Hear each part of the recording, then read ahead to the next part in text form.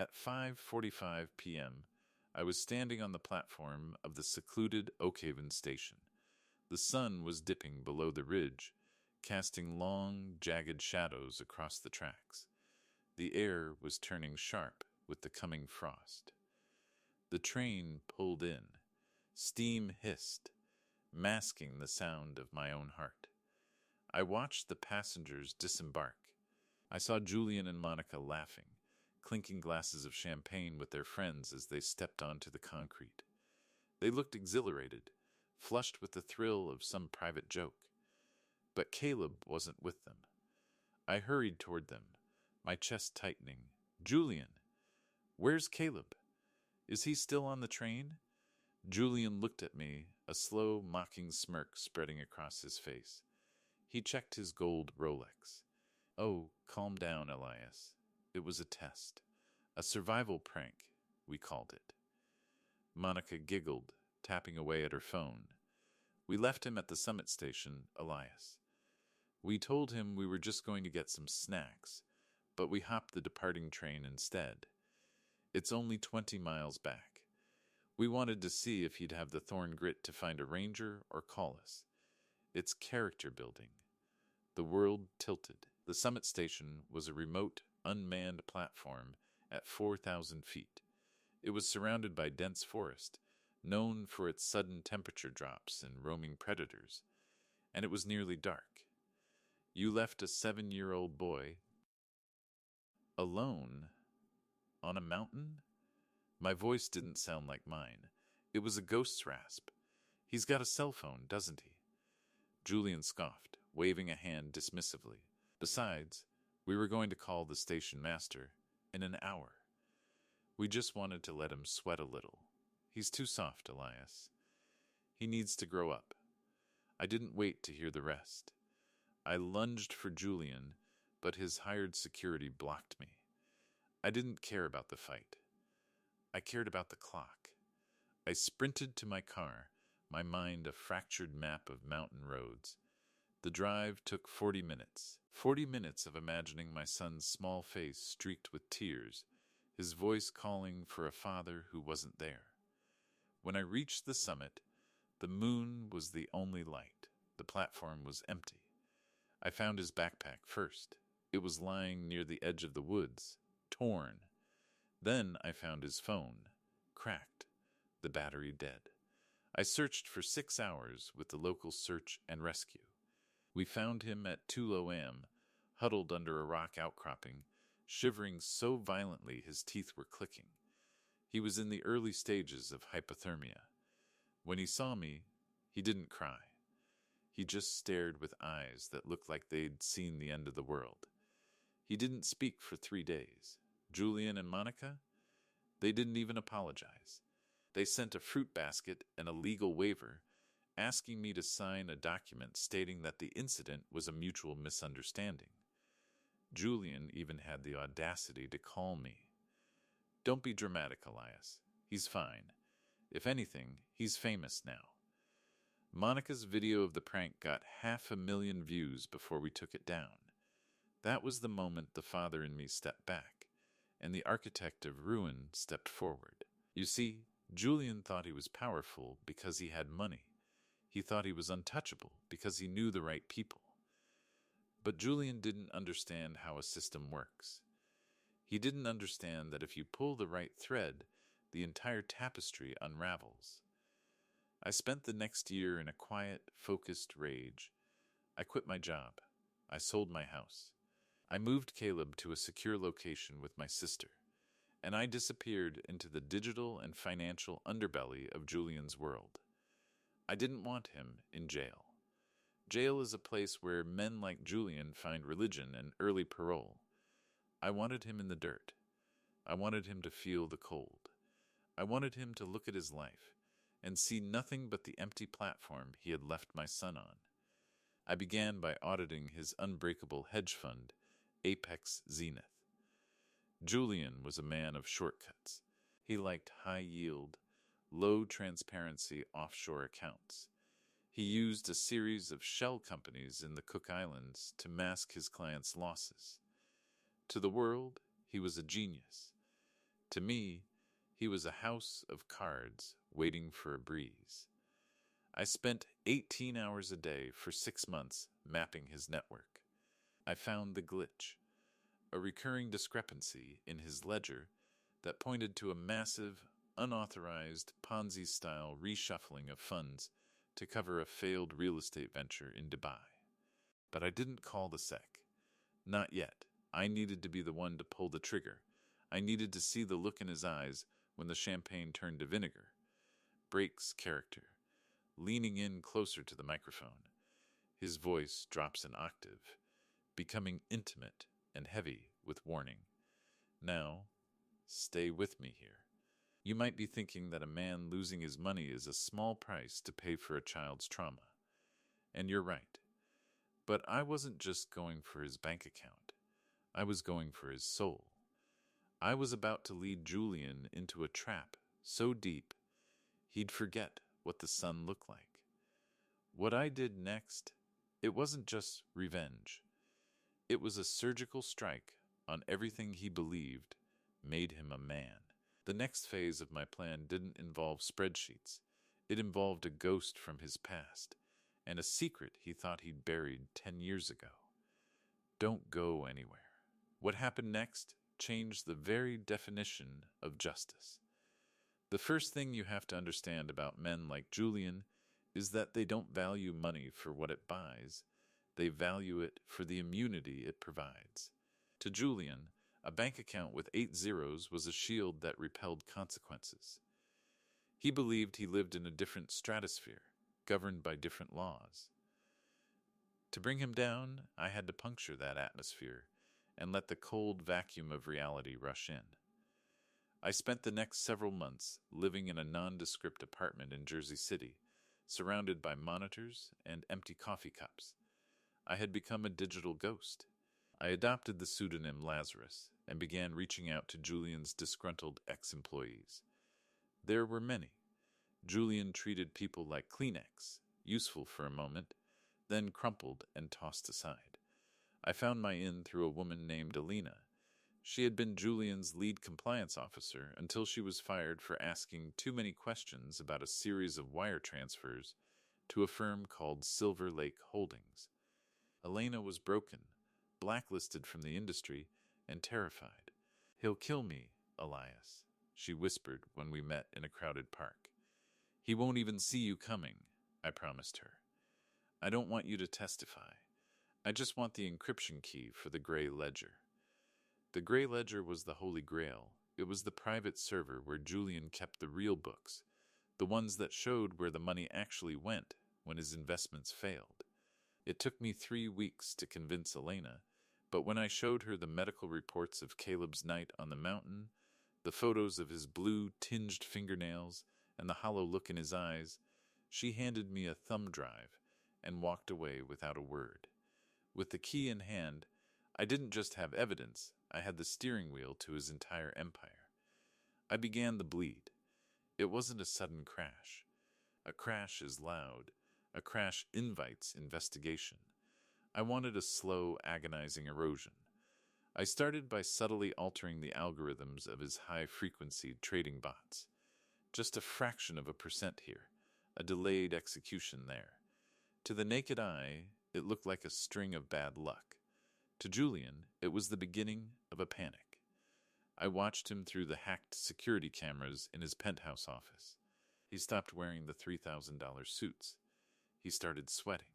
I watched him berate his staff, throwing crystal decanters against the wall as his unbeatable fund began to leak millions every single day. But I was just getting started.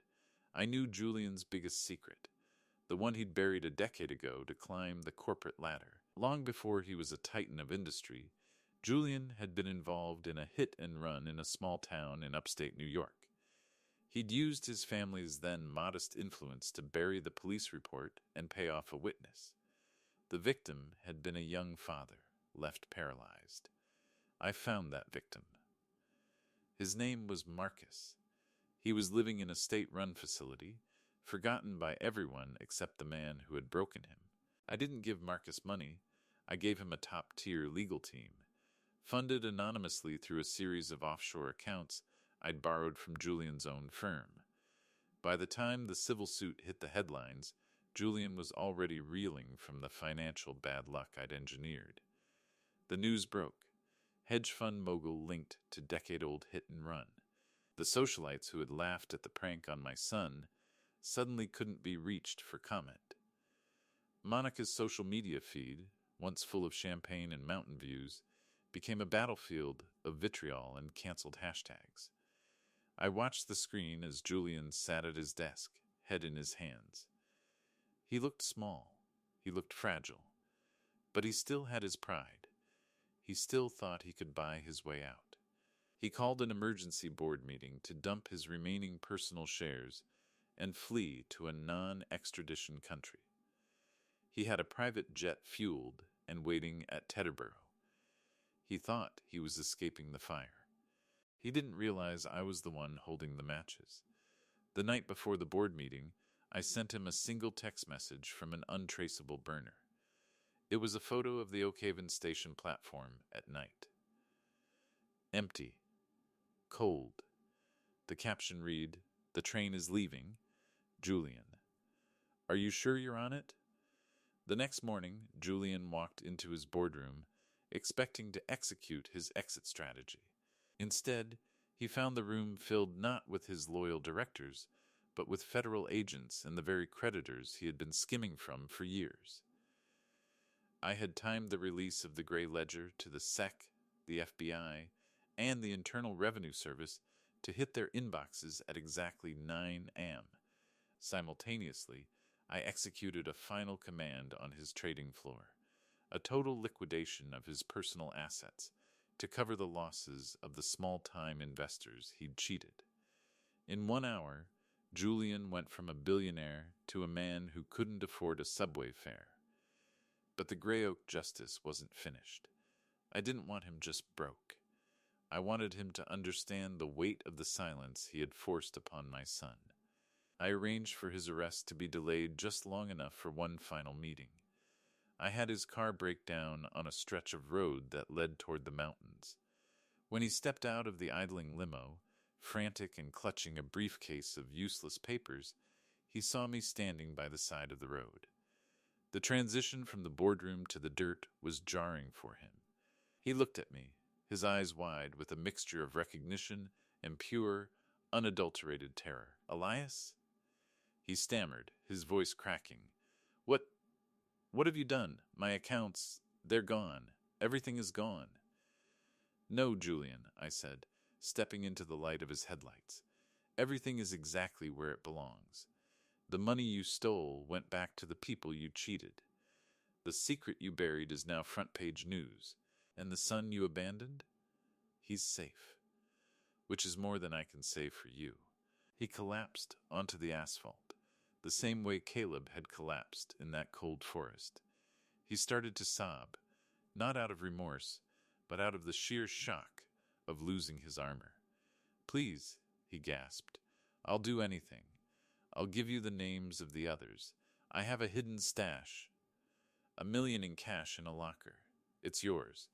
Just tell them I didn't know about the fraud. Tell them it was an accident." I looked down at him, and for a moment I saw the wolf. But the wolf had no teeth left. I reached into my pocket and pulled out something I'd been carrying for a year, Caleb's cracked cell phone. "My son spent 6 hours thinking his family had discarded him like trash," I said, my voice as cold as the mountain air. "He lost his voice because of you. He still wakes up screaming because he thinks the walls are turning into trees." I leaned down, my face inches from his. "You told me it was character building. Julian. Well, consider this your masterclass." At that moment, the black SUVs of the federal task force rounded the corner, their sirens silent, but their lights painting the trees in a frantic rhythm of red and blue. As they tackled him to the ground, as they pressed his face into the grit of the road he had once owned, Julian did something I didn't expect. He stopped fighting. He looked up at me, the tears carving tracks through the expensive foundation Monica had probably made him wear for the cameras. Elias, he shrieked as they cuffed him. Wait, please. I'm sorry. I was wrong. I'll make it right. I'll spend every day making it right. The Titan was gone. In his place was a broken, middle-aged man who finally realized that the world didn't belong to him. The spectacle of the arrest was all over the news within the hour. The fall of the Apex Titan, the headlines read. Watching Julian being led away in a cheap windbreaker, his hands cuffed behind his back, should have felt like a symphony. I had stripped him of his wealth, his prestige, and his future. I had dismantled his empire brick by brick until there was nothing left but the raw, trembling nerves of a man who realized he was mortal. But as I drove away from the mountain road, the silence in my car didn't feel like victory. It felt like an echo. Revenge is a strange fire, my friends. It keeps you warm while you're building it, but once the target is reduced to ash, you're left standing in the cold with soot on your hands. I went back to the small house where Caleb was staying. I sat by his bed and watched him sleep. He looked peaceful, but every time the wind rattled the window pane, his eyelids flickered. The trauma wasn't gone. It had just moved into the shadows. 3 months later, the legal system did what I had paved the way for it to do. Julian was denied bail, a flight risk, they said. Monica had already filed for divorce, trying to claw back whatever assets the government hadn't frozen, but she was finding that Vance's reach had been thorough. She was living in a studio apartment, her influencer status converted into a cautionary tale. I received a summons to the county jail, not from the prosecution, but from Julian's court-appointed lawyer. Julian wanted to see me. I almost didn't go. I wanted to leave him to rot. But a voice in my head, my father's voice, told me that justice isn't a destination, it's a reckoning. The visitation room smelled of industrial floor wax and old sweat. When Julian was let in, I almost didn't recognize him. The man who once complained if his espresso wasn't exactly 90C was now wearing a faded orange jumpsuit. He had lost 30 pounds. His skin was sallow, and his eyes, the eyes that had mocked me on that platform, were wide and vacant, like windows into a haunted house. We sat behind the thick glass. He didn't pick up the phone at first. He just stared at his own hands, which were trembling. Finally, he lifted the receiver. "Elias," he whispered. His voice was a thin, reedy thing. "I didn't think you'd come." "I'm not here for you, Julian," I said. "I'm here to see the work I finished." He flinched. "I deserve it. I know that now. In here, there's no champagne. There's no board of directors to clap for my lies. There's just the ceiling. And every night, when they turn the lights out, I see the platform. I see Caleb's face when I told him we'd be right back." He leaned closer to the glass, his breath fogging the surface. "I wasn't just a jerk, Elias. I was a monster. I thought people were numbers. I thought my own nephew was a prop for a video. I've spent 90 days in a cell with nothing but the memory of his eyes, and they're burning me alive." Then he did the one thing I never thought he was capable of. He started to weep, not the frantic, panicked sobbing of the night he was arrested, but a deep, hollow grief. "I'm going away for 20 years, he said, his forehead resting against the glass. "I'll die in a cage, and that's fair. But please, tell Caleb, tell him it wasn't his fault. Tell him he didn't fail the test. I was the one who failed. I am so sorry, Elias. I would give every penny I ever stole just to go back to that afternoon and stay on that platform with him." He wasn't asking for money. He wasn't asking for a lawyer. He was asking for a drop of water in hell. I looked at him, and I felt the old rage surge up, the memory of the cold mountain air, the smell of my son's fear. I could have laughed at him. I could have told him that his apology was $10 million and one childhood too late. I could have walked away and let that be his final memory of me. But as I looked at this broken shell of a man, I realized something. If I walked away with hatred in my heart, I was still on that mountain. I was still carrying the weight Julian had placed on me. I was still a prisoner of his crime. I took a deep breath. The Gray Oak Justice wasn't about the fire. It was about what you build after the fire goes out. Julian, I said, my voice steady and low, the man you were is dead. I killed him, and I don't regret a single second of it. You will serve your time, and you will live with the silence you created. I paused, seeing him close his eyes, waiting for the final blow. But, I continued, I will tell Caleb what you said, not for your sake, but so he knows that the man who hurt him was small and weak and has finally admitted the truth. I forgive you, Julian, not because you deserve it, but because my son deserves a father who isn't consumed by a ghost. Julian looked up, stunned. The word forgiveness seemed to hit him harder than the handcuffs ever had. It was the one thing he couldn't manipulate, couldn't buy, and didn't expect.